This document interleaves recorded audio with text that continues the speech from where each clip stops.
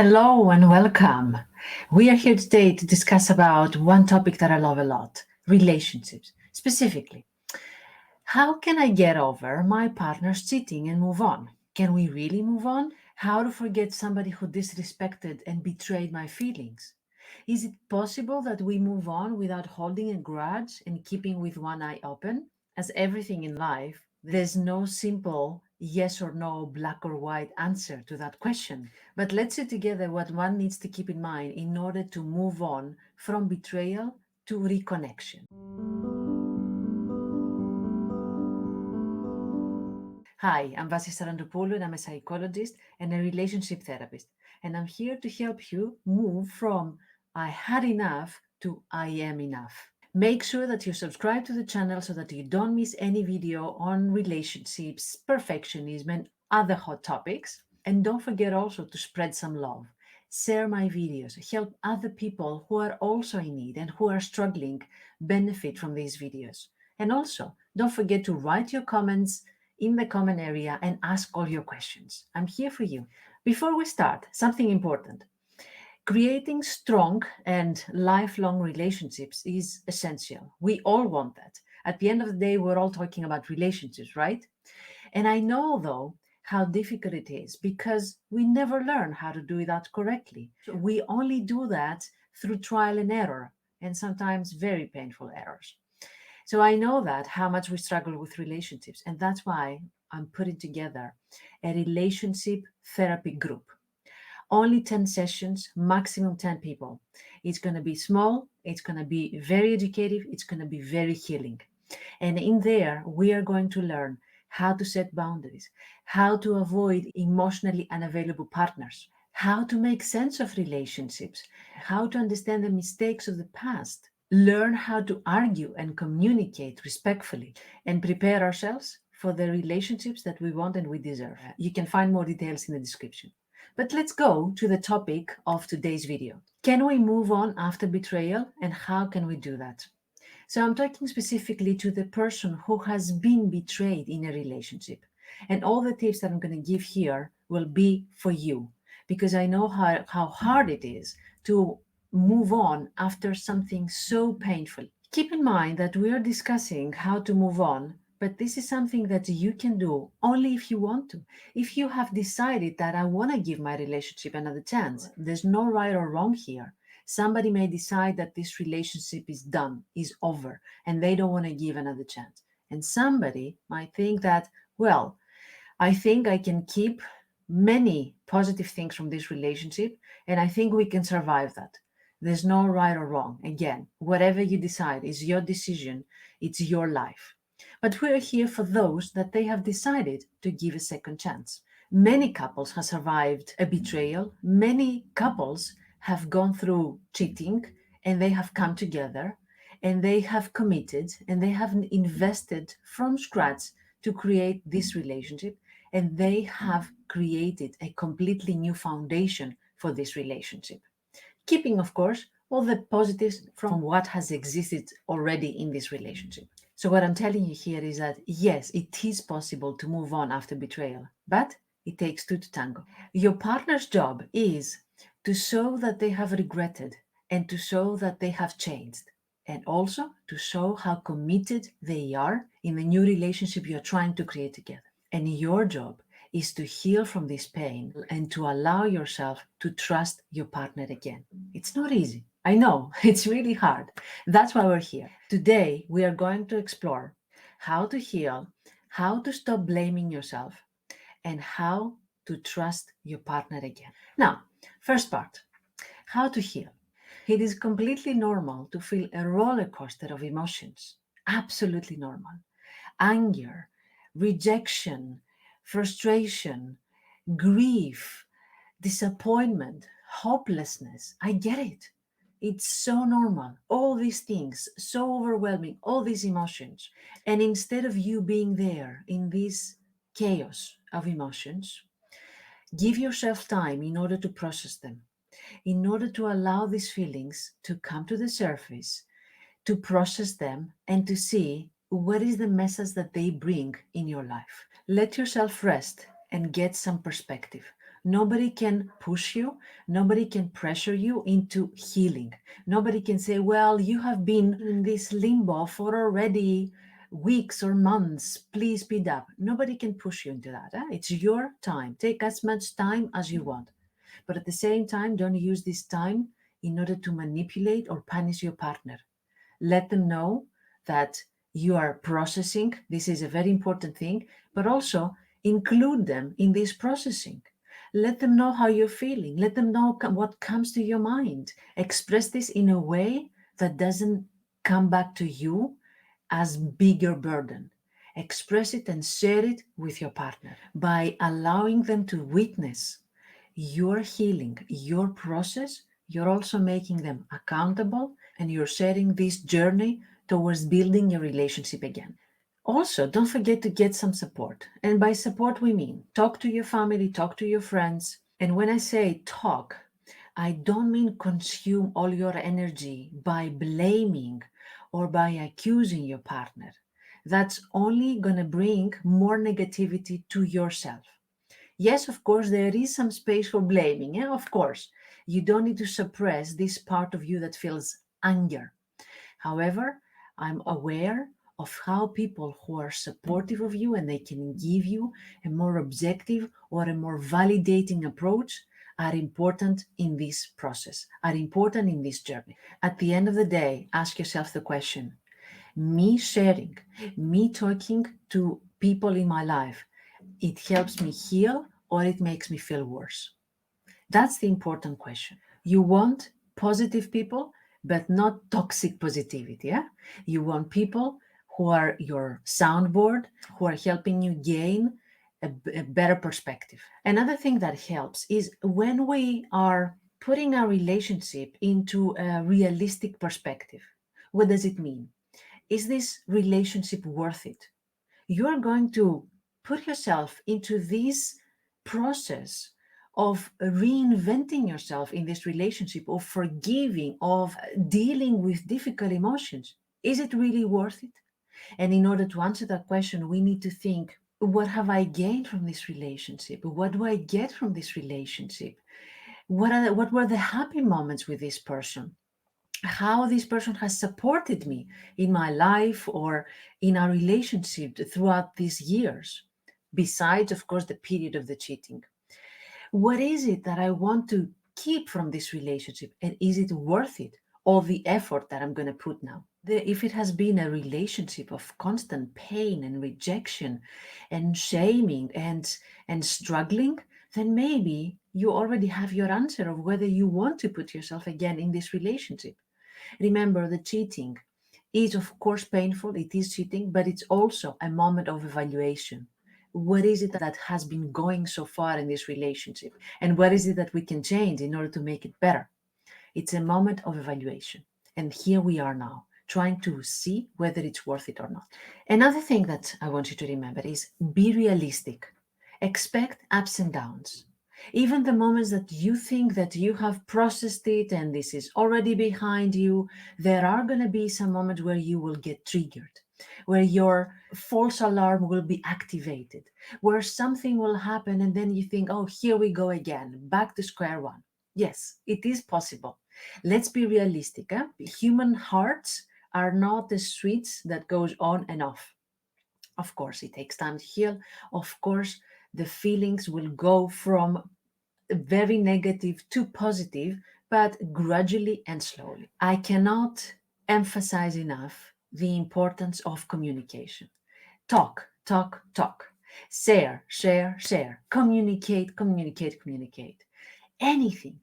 Your partner's effort to be back in this relationship is to listen. They have to listen. They have to accept all the things that you have experiencing. They have to embrace all the feelings that you are sharing with them. That's their effort, as we said before. That's their job. So be open and be honest. Don't be intentionally hurtful. Don't say something for the sake of hurting your partner. That's not the point. The point is sharing what you're going through and make your partner inclusive in this process.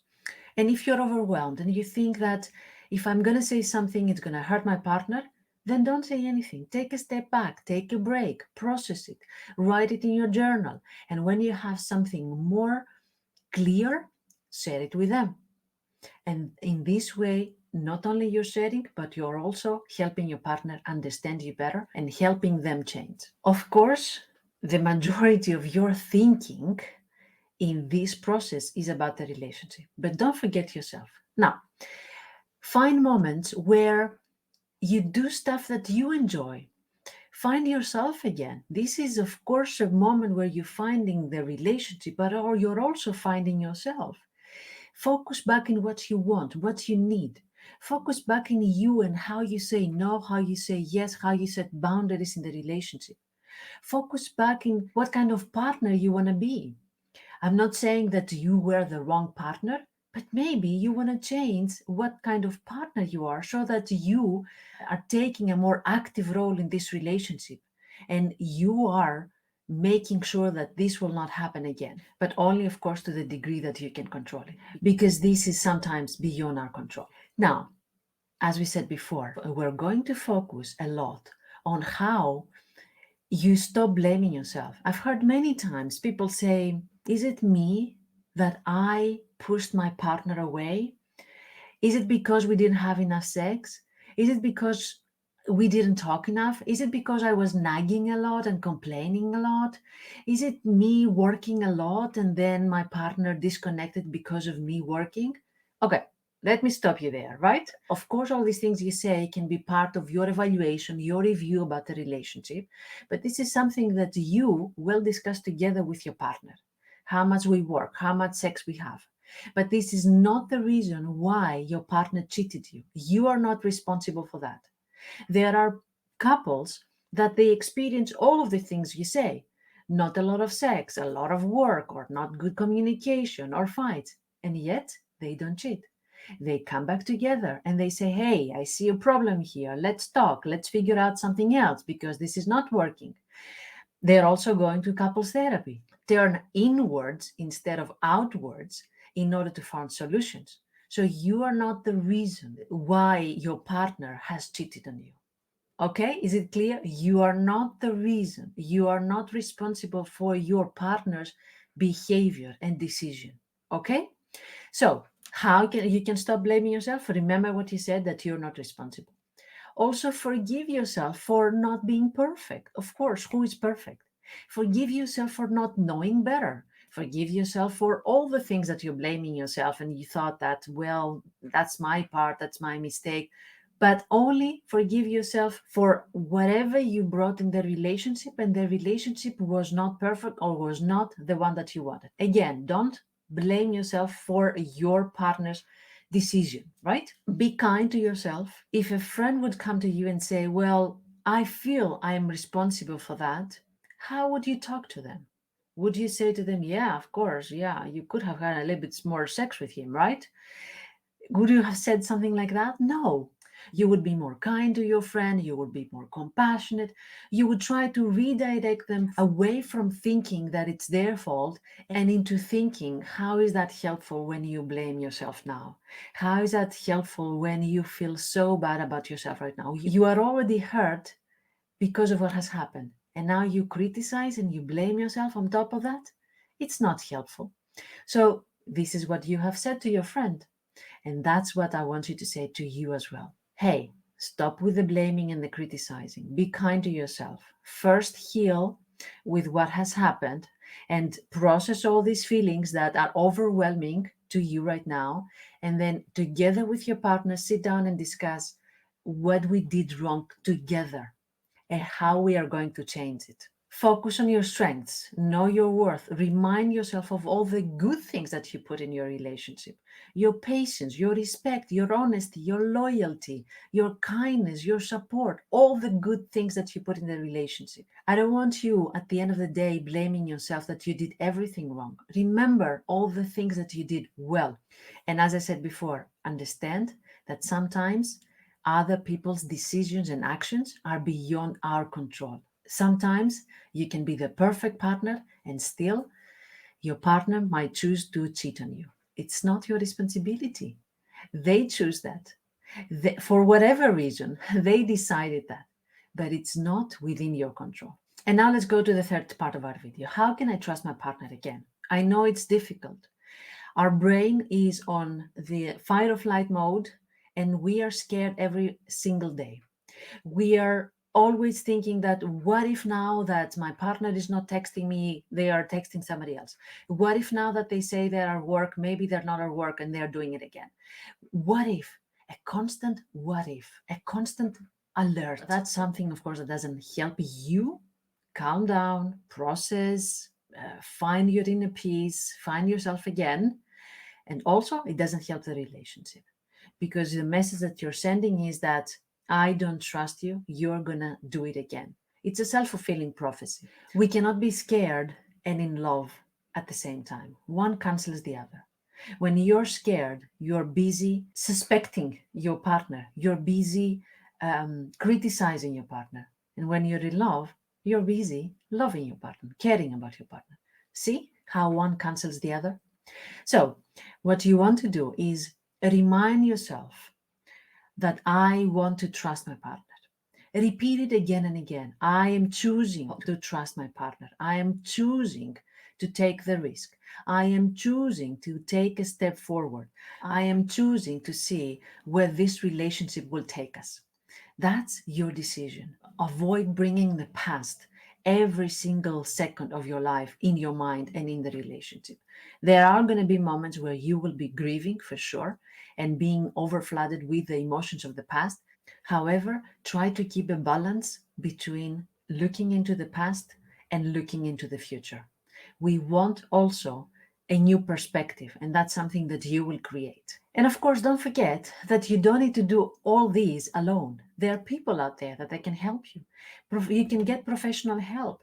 You can have a couples therapy that can help you both heal and process and move on. You don't need to do all the job by yourself. It's a hard job, we said that. And you have a different job than what your partner's job is. You can also start therapy for yourself. Maybe you don't want to go to couples therapy, but you want to start therapy for yourself in order to be in one room with your thoughts and with your therapist and trying to make sense of all this. And it's perfectly fine. Now, I hope all this made sense and was useful for you. Remember, we talked about how to heal, how to stop blaming yourself, and how to trust your partner again. That's the first step. In another video, I'm going to explain, for those that want a little bit or more deeper insights on cheating and betrayal, I'm going to explain why people cheat. Stay tuned and then you will see why. Now, let me remind you, there's a relationship therapy group for those that they would like to heal from past relationships, to understand their relationships, and to create relationships who are authentic, meaningful, fulfilling, and life lasting. I'm inviting you to this group. It lasts 10 sessions and it's maximum 10 people that can participate. And you can find more details in the description. Don't forget to subscribe. There are more videos coming about relationships, and you can also find many other videos that I have already published so far. It's all for you in order to understand and to learn about relationships, since there's no class at school about relationships. Yeah? Right. Remember, you deserve to be loved. I'm here for you for any questions. Until next time, take good care of yourself.